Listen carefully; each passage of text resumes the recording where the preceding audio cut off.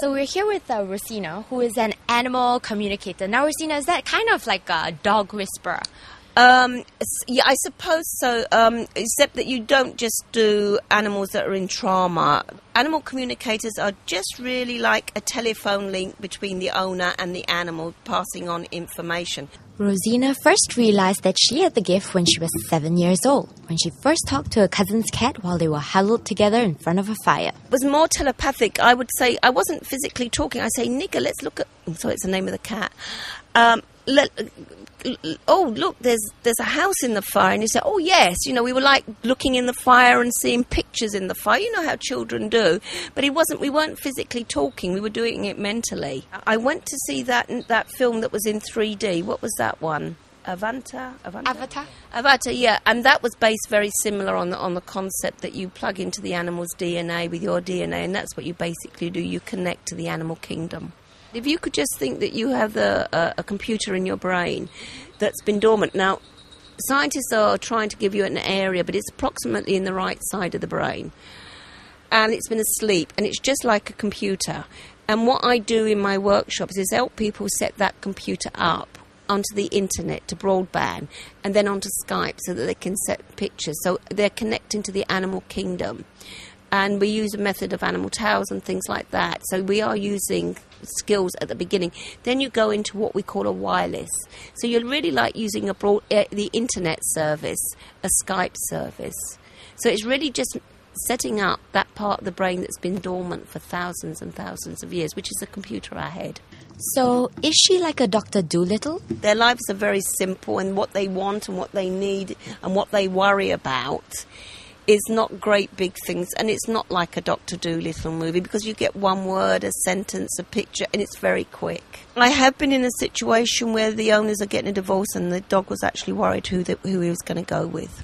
Rosina and her husband have no children, but they live together with 7 rescued dogs, all Pomeranians. I just love them.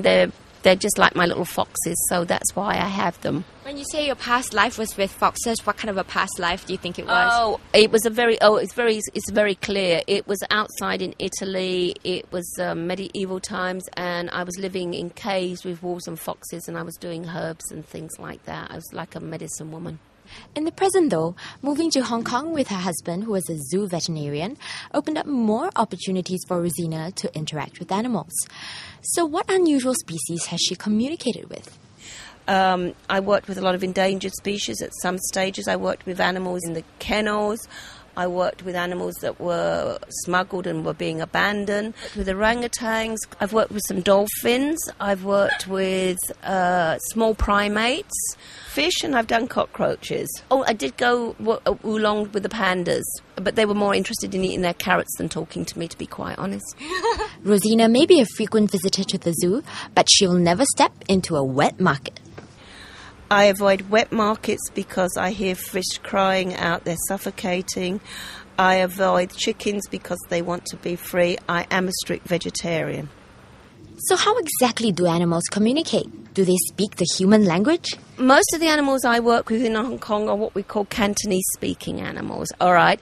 And I don't speak very much Cantonese. There seems to be a universal translator. It takes a bit longer if it's not your native language because it doesn't come in so quick, but you get it in your own language. But it's more feelings, emotions, pictures, colours. As I say, sometimes words, sometimes sentences, but it varies. Do they ever speak in full sentences, yes, like English? I had a dog that really spoke in full sentences. He was told it was a very funny situation.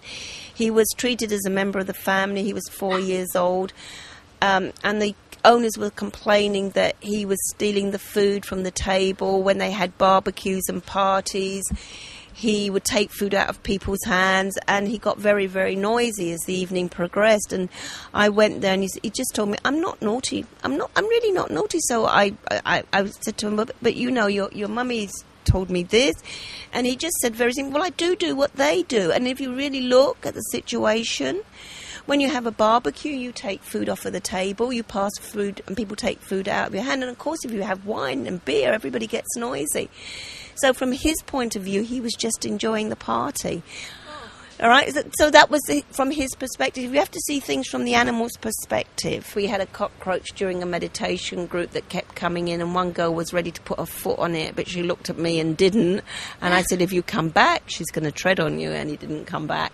If you are curious about how Rosina works and helped other pets solve problems, well, stick around because I bring my dog to see if she can really communicate with him.